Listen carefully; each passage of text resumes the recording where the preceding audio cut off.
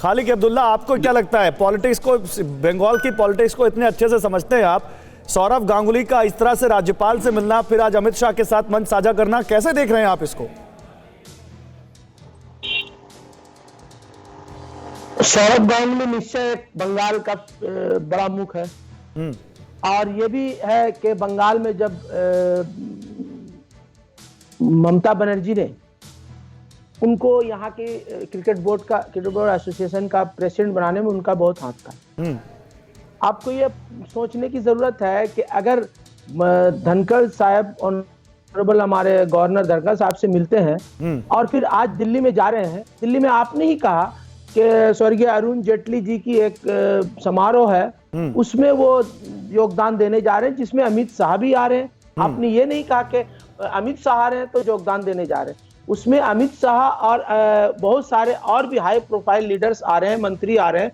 तो वो एक कार्य सभा है जिसमें सारे लोगों को बुलाया गया। अच्छा, तो मतलब खालिद अब्दुल्ला आप ये मान रहे हैं, खालिद अब्दुल्ला आप ये मान रहे हैं कि सौरभ गांगुली पॉलिटिक्स में एंटर नहीं करने जा रहे हैं। आप ये कह रहे हैं ये एक शिष्टाचार मीटिंग है जो कल भी हुई और आज भी होगी, और इससे आप विपक्षी पार्टियों को डरने की कोई जरूरत नहीं, आप ये कह रहे हैं। और मान लीजिए अगर वो बीजेपी में शामिल हो गए तो फिर क्या होगा? देखिए, सौरभ गांगुली हम लोगों के बहुत ही प्रिय हैं और पूरे बंगाल के प्रिय हैं। ये एक एमपी या चीफ मिनिस्टर या मंत्री के पद से उनका कद बहुत ऊंचा है। वो हर घर में, चाहे वो तृणमूल कांग्रेस के हो, तो मैं यही तो कह रहा हूँ खालिद भाई, मैं यही तो कह रहा हूँ, तभी तो मैं कह रहा हूँ इससे अच्छा कोई कैंडिडेट कैसे हो सकता है पश्चिम बंगाल की जनता को अपनी तरफ लाने के लिए? मैं यही तो बोल रहा हूँ। इसलिए तो मैं कहा कि भारतीय जनता पार्टी हो या किसी और पार्टी हो, सौरभ गांगुली जी वो सारे पदों से ऊंचे हैं, तो फिर इनको ये पद की जरूरत नहीं है, मैं समझता हूं। क्योंकि ये अच्छा, आप ये कह रहे हैं खालिद भाई कि सौरभ गांगुली पॉलिटिक्स में नहीं आएंगे, आप ये कह रहे हैं?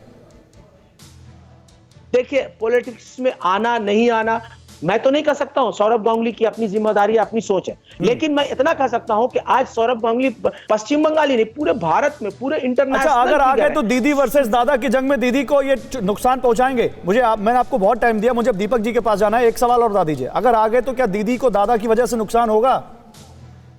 देखिए, एंटिसिपेटरी क्वेश्चन और उसका आंसर देना मैं समझता हूं गलत होगा। अच्छा, एंटीसिपेटरी क्वेश्चन में अगर आपसे ये पूछ लूं कि पश्चिम बंगाल में कौन जीतेगा, तब भी आप यही कहेंगे? पश्चिम बंगाल में टीएमसी को कितनी सीटें मिलेंगी, तो आप तब भी आप यही कहेंगे? ये राजनीति है और ममता बनर्जी क्रांतिकारी जमीनी स्तर की लीडर है, और जिस तरह से वाम को हटाकर 218 211 में यहाँ पे आपके पास तर्क है, यहाँ पे आपके पास लॉजिक है इस एंटीसिपेटरी क्वेश्चन का पूछने आंसर का, लेकिन यहाँ पे जब मैं पूछ रहा हूँ दीदी वर्सेस दादा के जवाब में, तो आपके पास कोई लॉजिक नहीं है। फिक्र आपकी, सोमवार से शुक्रवार रात 9 बजे सिर्फ TV9 भारतवर्ष पर।